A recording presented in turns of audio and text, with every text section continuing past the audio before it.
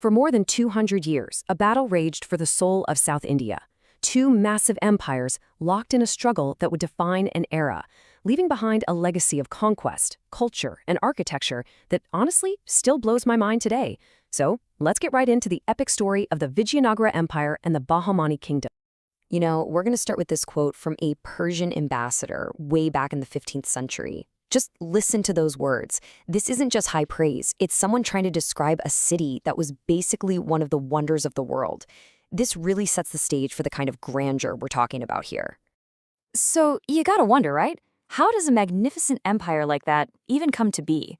Well, like a lot of great powers in history, it was born out of complete and utter chaos. Let's take a look at the wild times that allowed not one, but two rival empires to rise up from the ashes. Okay, so picture this. It's the 14th century. The old dynasties that had ruled South India for ages were just shattered by invasions from the north. This created a massive power vacuum. It was a time of fear and uncertainty for sure, but all that chaos, it also opened the door for new leaders, new powers to step in and take charge. And boy, did they emerge. In 1336, you have two brothers, Harihara and Bukka, who found the Vijayanagara Empire. And then, just 11 years later, in 1347, the Bahmani Kingdom is established right to their north. I mean, think about that. These two bitter rivals were born in the very same decade. They were destined to be in conflict from the moment they came into existence. And this map tells you everything you need to know about their rivalry. You've got Vijayanagara in the south, the Bahmani Kingdom in the north, and this long, contested border between them. And right in the middle, the real prize, the Raichur Doab. It's this super fertile piece of land between two rivers. It wasn't just about food. It was about controlling trade. It was the flashpoint for pretty much all of their wars for centuries. Now, even though their history was full of fighting, the Vijayanagara Empire had a period of glory that was just unparalleled. And this golden age is almost completely defined by one absolutely legendary ruler. And this is the man, Krishnadeva. He only ruled for about 20 years, but his impact was so huge that people compare him to giants of Indian history like Ashoka. He took the throne at a really tough time, with enemies on all sides, but he was the one who would transform the empire into the absolute powerhouse of the south. Krishnadeva was first and foremost a brilliant military commander.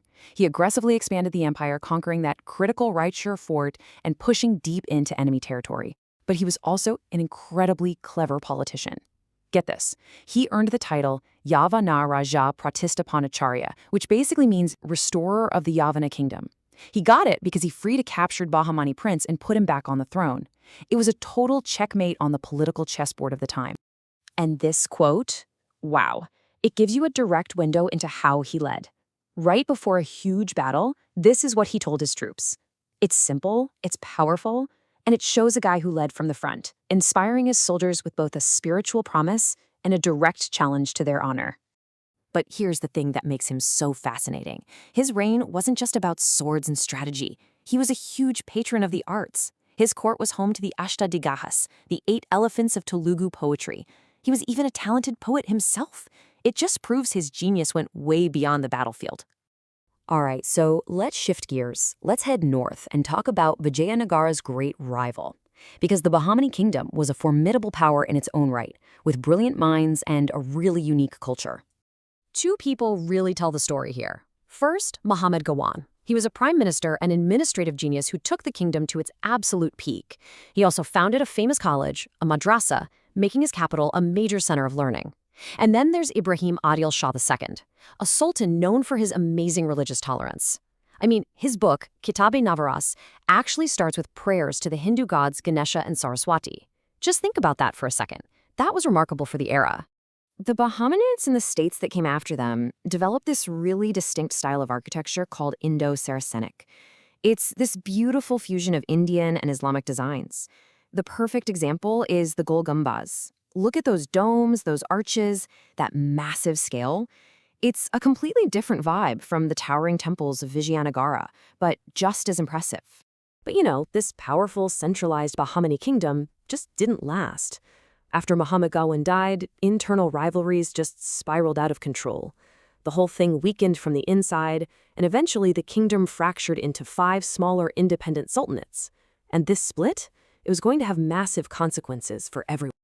Now, for a while, you'd think this was great news for Vijayanagara, right? Their main rival is falling apart. But this messy new political map would actually lead to the single most decisive and devastating battle in South Indian history. So this is the million-dollar question. Vijayanagara was at the absolute height of its power and wealth. How could it all come crashing down so fast? Well, the answer is a deadly mix of arrogance and an alliance that no one saw coming. So what lit the fuse? It all started with provocation. The ruler of Vijayanagara at the time, Ramaraya, got a little, let's say, overconfident. He started playing the different sultans against each other. But this constant meddling, combined with just sheer envy of Vijayanagara's incredible wealth, pushed the sultans to do the unthinkable. They united. They forgot all their own little squabbles and formed a grand alliance with one single goal: destroy Vijayanagara.